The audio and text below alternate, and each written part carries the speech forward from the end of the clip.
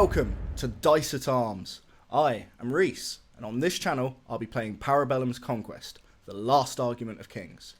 And where better to start things off than with Path of Conquest, a slow grow league that will take players from a small starter force to a mighty army.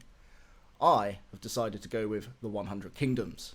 They are the displaced survivors of a broken empire, destroyed by the literal fall of its gods, the various nobles locked in a competition for the vacant seat of the emperor, often too busy with their own political frustrations to recognise the threats now approaching humanity. Well, the 100 Kingdoms are not united. The nobles constantly vie for power, theist and deist preachers seek to gain authority, and remnants of the Imperial Legion seek to keep the fragile peace. There's a wide array of options when it comes to building a 100 Kingdoms force. But I knew from the offset where I was going to go. Straight after the vanity and wealth of medieval nobility. So I'm building up my forces of nobles, and where to start? Well, it has to be with a mounted noble lord, obviously. Thankfully, one comes as part of the two-player starter set, which is perfect. And how could I not start here? This model is just the epitome of a fantasy medieval lord, a beautiful leaping horse decked out in resplendent armour with loads of wonderful details. But before I talk about painting him, let's talk rules. His supremacy ability gives him and his regiment the Fury Draw event, which means 1 extra attack per stand, and the ability to reroll failed impact hits on the charge. Now this is a passive ability, so we get it every turn, and considering most supremacy abilities are once per game, this is pretty amazing. But we can also tool him up a bit more, so I've chosen to go with Arms Master for 15 points, which gives my lord Cleave 2. So now every hit he makes in combat means the opposing unit must roll their defense at -2. I've also given him the Disorienting Strikes Mastery, meaning if he gets into a duel, his opponent will be striking back with -1 to their clash. Pretty nasty, I hope. When it comes to painting him, I decided to take a little inspiration from history. My noble lord, let's call him Edward, has decided to lay claim to the throne of France. Well, not France, obviously. I mean another unnamed kingdom of some sort on air. And so he has courted his own heraldry to represent that. We have the royal arms of my kingdom, Rusland, which consists of 3 white diamonds on a red background. And then we also have the royal arms of the kingdom he's laying claim to, the one that's definitely not France. And to represent this one, I decided to go with a yellow pointed cross on a blue background.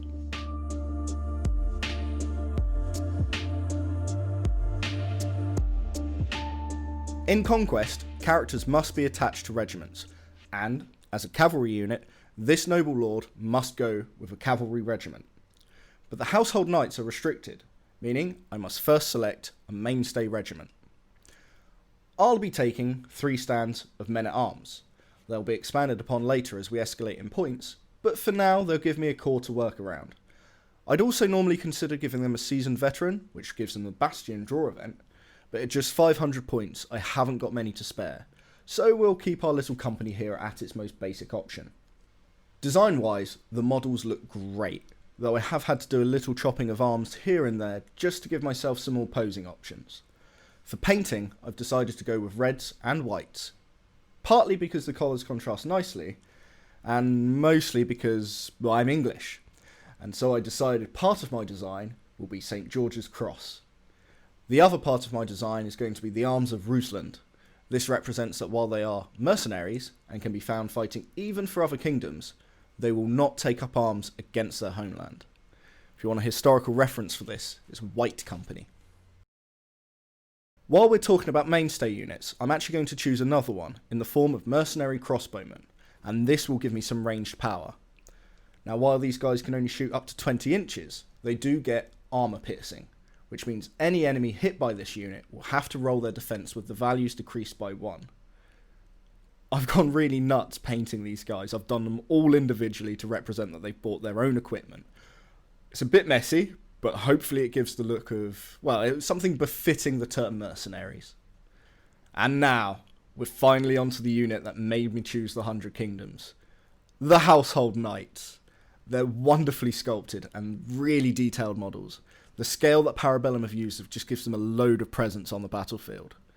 Now, as a cavalry unit, they will be fighting alongside my noble lord to take full advantage of that supremacy ability we mentioned earlier.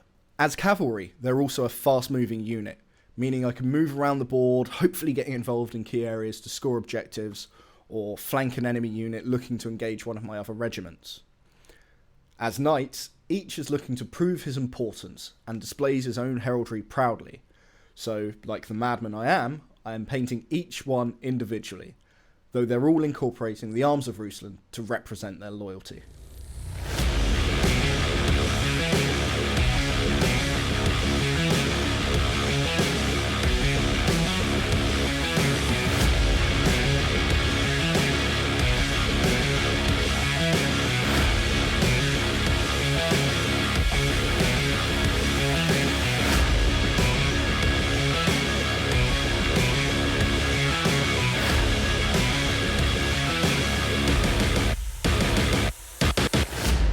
Now that finally brings us up to 500 points, my target for this first month. Next month, I'll be aiming to push to 1000 by expanding upon the units I've got, adding in some militia, and throwing on a sprinkle of magic. I hope you've enjoyed seeing my progress so far, and I'll have more for you soon. Thank you very much for watching. That will take players from a small starter source to... Source? Starter sauce, Steve. What's your favourite starter sauce? It has to be cornbread.